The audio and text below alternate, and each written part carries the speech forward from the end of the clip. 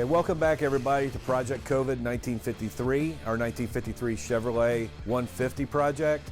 To give you an update, a lot of body work's been going on.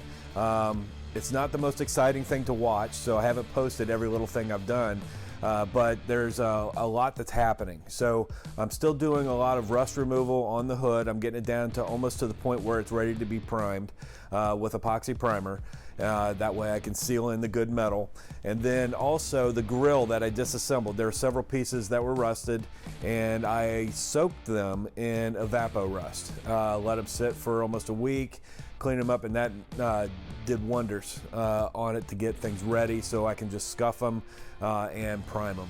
And then finally I've got all of those little pieces of the grill and many other small pieces that I've been working on as well in epoxy primer, all laid out on the table, ready to do body work to them or scuff them and just prime them and get them ready for paint depending on the part.